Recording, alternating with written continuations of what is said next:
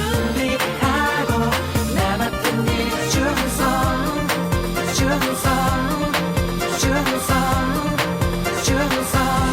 Your kingdom come ប្រជាជនអ៊ីស្រាអែលបានរស់នៅក្នុងទឹកដីអេស៊ីបអស់រយៈពេល400ឆ្នាំចំនួនប្រជាជនអ៊ីស្រាអែលបានកើនឡើងជាច្រើននៅក្នុងទឹកដីអេស៊ីបដោយសារព្រះគុណនៃព្រះជាម្ចាស់ប៉ុន្តែក្រោយមកដោយសារតែចំនួនរបស់ប្រជាជនអ៊ីស្រាអែលកាន់តែច្រើនកើនឡើងនោះស្ដេចស្រុកអេស៊ីបមានការព្រួយចិត្តជាខ្លាំងឥឡូវនេះប្រជាជនអ៊ីស្រាអែលមានគ្នាច្រើនលើសចំនួនប្រជាជនអេស៊ីបយើងហើយដូច្នេះយើងត្រូវមានវិធានការទប់ស្កាត់ដើម្បីកុំឲ្យមានសង្គ្រាមកើតឡើង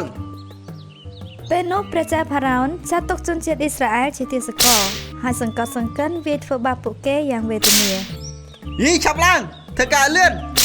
យើងត្រូវការអត់បន្ថែមទៀតពួកឯងកំពុងធ្វើអីហ្នឹងព្រះជាម្ចាស់អើយសូមជួយទូបង្គំផងសូមរំដោះទូបង្គំពីកណ្ដាប់ដីអេស៊ីបផងក្នុងនាមជាទាសកររបស់អេស៊ីបជនជាតិអ៊ីស្រាអែលមិនមានពេលគ្រប់គ្រាន់ដើម្បីសម្រាកនោះឡើយពួកគេត្រូវខិតខំប្រឹងធ្វើការតាមបញ្ជារបស់ជនជាតិអេស៊ីបប៉ុន្តែជនជាតិអេស៊ីបសង្កត់សង្កិនជនជាតិអ៊ីស្រាអែលរឹតតែខ្លាំងយ៉ាងណា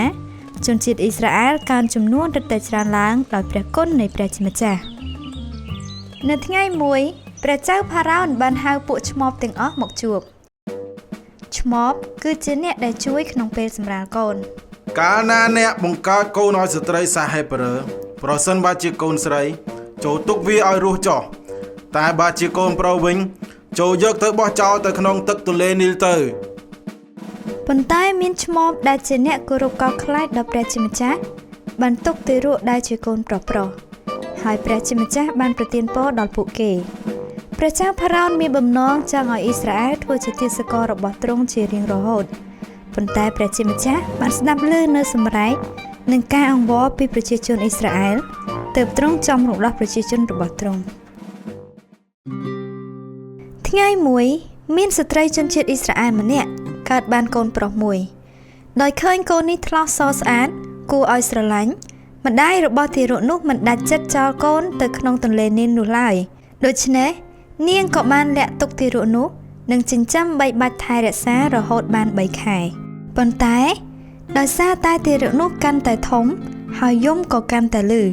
ទើបធ្វើឲ្យស្ត្រីជាម្ដាយមិនអាចលាក់កូនតទៅទៀតបានទេ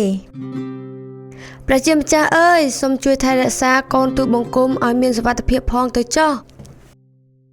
នៅទីបំផុតម្ដាយរបស់ទារកនោះក៏បានយកជាលមួយធ្វើពីដើមបបោះហើយស្រោបជាមួយជ័រដើម្បីកុំឲ្យមានទឹកចូលទៅក្នុងទារកបន្ទាប់មកនាងក៏បានដាក់កូននៅក្នុងជាលហើយក៏បានបណ្ដែតក្មេងនោះតាមគុំត្រែងនៅមាត់ទន្លេនីលម៉ារៀមដែលជាបងស្រីរបស់ទារកនោះបានតាមមើលប្អូនពីចម្ងាយដើម្បីឲ្យដឹងថាទារកនោះនឹងទៅជាយ៉ាងណាទឹកទន្លេនីលក៏បានហូរនាំយកទារកតូចនោះរហូតមកដល់ត្រង់កន្លែងដែលបុត្រីរបស់ព្រះចៅផារ៉ោនកំពុងចុះស្រង់ទឹកបុត្រីរបស់ព្រះចៅផារ៉ោនបានទតឃើញជាលមួយនៅក្នុងគុំត្រែងសូមទៅយកជានោះមកអូទារកនេះគឺជាកូនរបស់ពួកហេប្រឺទេតាតែយើងគួរធ្វើបែបណាទៅម៉ារៀមដែលជាបងស្រីរបស់ទារកនោះ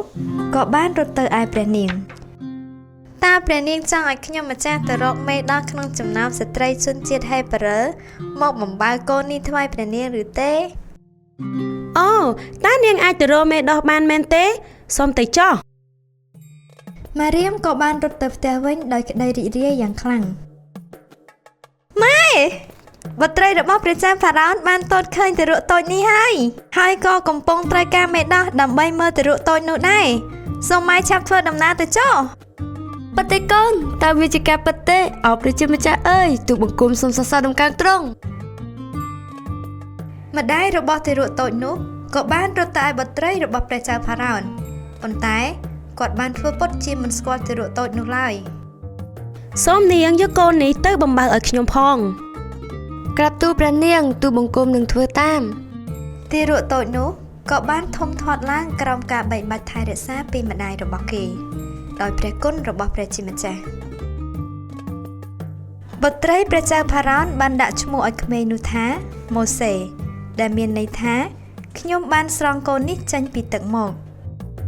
ម៉ូសេបានធំធាត់ឡើងហើយមានកម្លាំងនិងសុខភាពល្អនៅពេលដែលម៉ូសេធំពេញវ័យហើយម្ដាយរបស់ម៉ូសេបានរៀបរាប់ពីការពិតទាំងអស់ទៅដល់ម៉ូសេកូនគឺជាបុត្ររបស់បុត្រីផារ៉ោនប៉ុន្តែកូនក៏ជាប្រជាជនអ៊ីស្រាអែលដូច្នេះទោះបីកូនរស់នៅក្នុងព្រះរាជវាំងក៏ដោយសូមកូនកុំភ្លេចពីការឈឺចាប់របស់ជនជាតិអ៊ីស្រាអែលឲ្យសោះម្ដាយរបស់ម៉ូសេក៏បានបង្រៀនឲ្យកូនចេះបម្រើដល់ព្រះជាម្ចាស់ផងដែរម៉ូសេបានរស់នៅក្នុងព្រះរាជវាំងជាមួយនឹងបុត្រីរបស់ព្រះចៅផារ៉ោនម៉ូសេ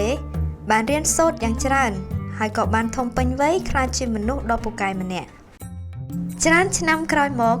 ព្រះជាម្ចាស់បានត្រាស់ហៅម៉ូសេឲ្យធ្វើជាអ្នកដឹកនាំរបស់ជនជាតិអ៊ីស្រាអែលម៉ូសេបានស្ដាប់បង្គាប់ដល់ព្រះជាម្ចាស់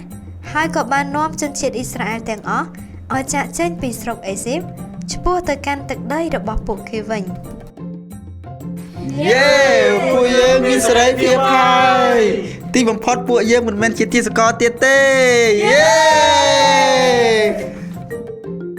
ប្រជាជនអ៊ីស្រាអែលទាំងអស់សប្បាយចិត្តជាខ្លាំងពួកគេបានដើរតាមម៉ូសេយ៉ាងក្លាហានព្រះជាម្ចាស់បានរំដោះជនជាតិអ៊ីស្រាអែលទាំងអស់ឲ្យរួចផុតពីការឈឺចាប់នៅក្នុងស្រុកអេស៊ីបឥឡូវនេះជនជាតិអ៊ីស្រាអែលមានសេរីភាពក្នុងការថ្វាយបង្គំព្រះហើយរស់នៅជាប្រជារាស្ត្ររបស់ព្រះជាម្ចាស់